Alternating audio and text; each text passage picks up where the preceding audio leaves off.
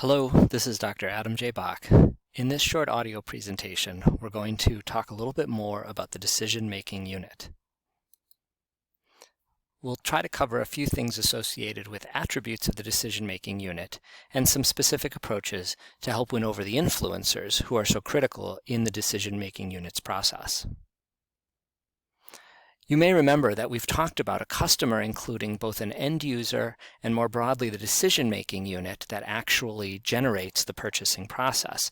If this isn't familiar, please go back and take a look at the value proposition topic. We have covered some of this already. We're going to be focusing in more specifically on the influencers and the aspect of veto power. So there are more roles in the decision-making unit than simply the economic buyer and the key champion. There can be primary and secondary influencers, people with veto power, and at organizations, when you're selling to companies, purchasing departments. We sometimes specifically talk about two types of influencers, bell cows and lighthouses.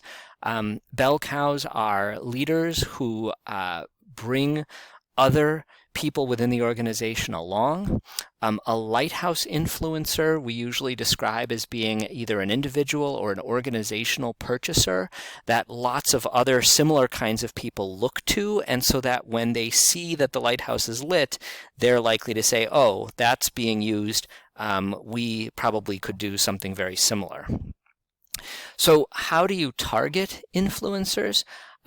A lot of that has to do with the process in which you get those key influencers the information that they need in order to come, hopefully, to a conclusion about your product that you feel is warranted. So a really nice example of this one, albeit a relatively old example, was the Bose Model 901 speaker. Now, probably all of you are familiar with Bose because of their noise-canceling headphones, but obviously Bose is a company that's been around with speaker technology for a long time. And they were in the process of launching this very specific speaker system that had some really interesting technologies in it that Bose felt made them really attractive and more high quality.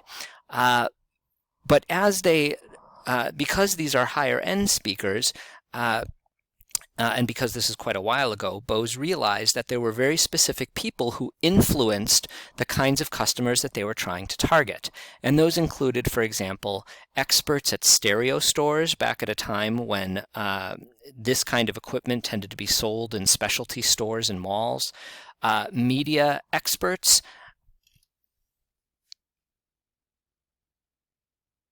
and other people who provided key information about these kinds of products, such as magazines, stereo magazines.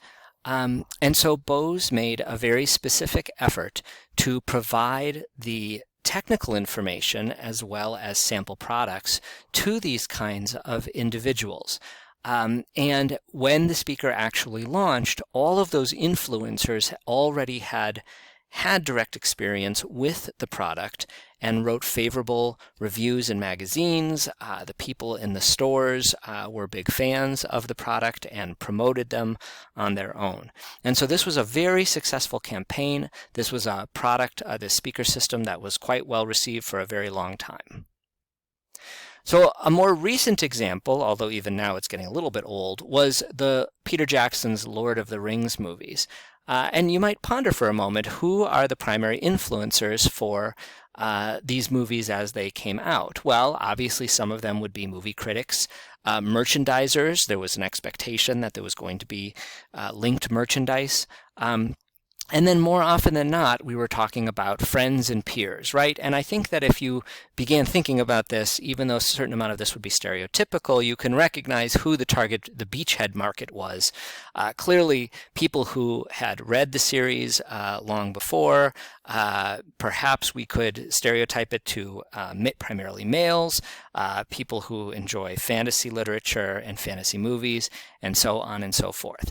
And you might have thought this would be very straightforward, but in fact there was an interesting little kink associated with this, which you may not know of. But in fact, this was not the first time that The Lord of the Rings had been turned into a movie. In fact, many years ago, an effort had been made to create an animated version of The Lord of the Rings movies. I am not going to subject you to watching these. I know in some of the other videos I've actually clipped in key pieces of information in videos that I felt you should see. I'm not going to subject you to this because there really is no other way to describe these other than just awful. If you go to the actual slide decks, you can link to these and play them directly, or you can pull them out into another window. These are on YouTube. I encourage you to do so for just like 10 or 15 seconds, and trust me, you will immediately see the problem. These movies that were generated were just terrible, and in fact, they were so bad that the final movie, The Return of the King, wasn't actually finished. The movie itself stopped before the story was completed. But even just looking at these images here, I'm sure you can see just how awful these were likely to be.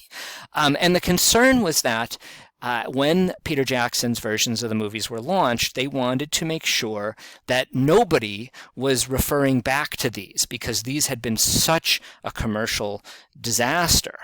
And so the studios did a fantastic job of releasing small snippets of the movies, teasers, key information, and they did all of this, and they completely pretended that these prior movies had never happened. And these were never mentioned anywhere. Every effort was made to simply bury them under the rug as if no one had any knowledge of them anymore. And I don't have to tell you, but obviously this process was incredibly effective. And the influencers who were so critical turned out to be very enthusiastic. So where did they go after? They went specifically after fan sites.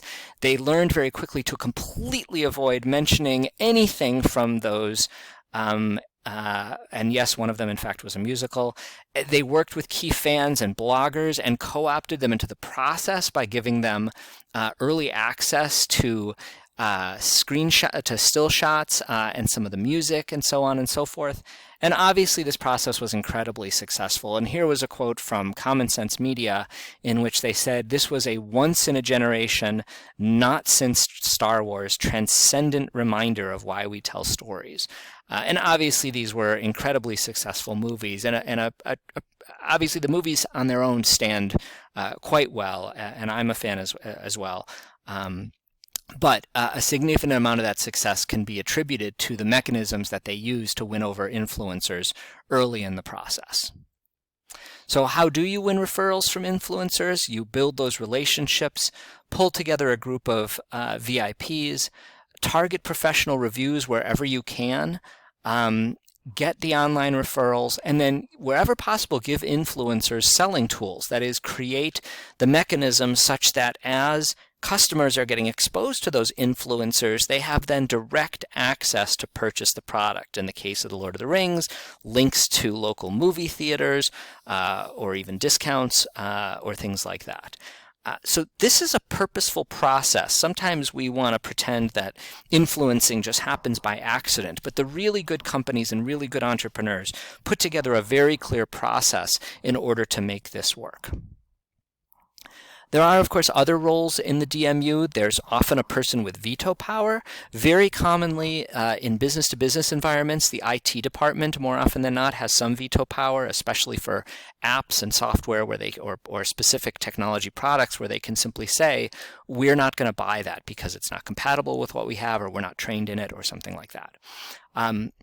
The U.S. government often has veto power over certain things. A great example of that is the FDA, which has veto power over marketing or selling healthcare products.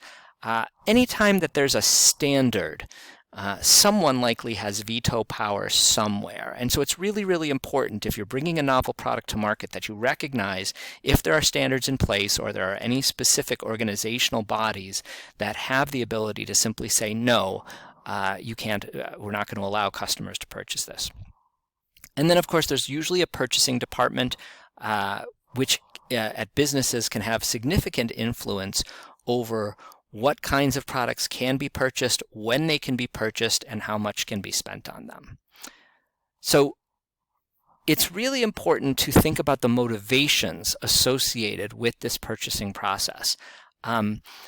In purchasing departments, very often the key motivation is, number one, that the new product has either a lower cost or can be reimbursed, or that and that they don't want to get fired for taking a risk. Very often entrepreneurs run into this as they're trying to sell a new product to business customers, where they know that the product works well and the customer even agrees that in theory the new product could work well, but the purchasing department doesn't want to get fired for taking a risk that doesn't play out. Imagine, for example, that you're trying to sell something to a company and normally they buy that product from a different organization. Maybe it's something like IBM, or maybe it's a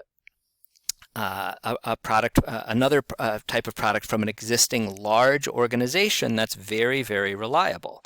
The challenge here is that if you try to convince them that your product is better, they might agree that it is, but they might be unwilling to work with you simply because you're a startup company. Unfortunately, this problem of getting purchasing departments to take a risk can be a significant impediment to startup companies getting their products sold.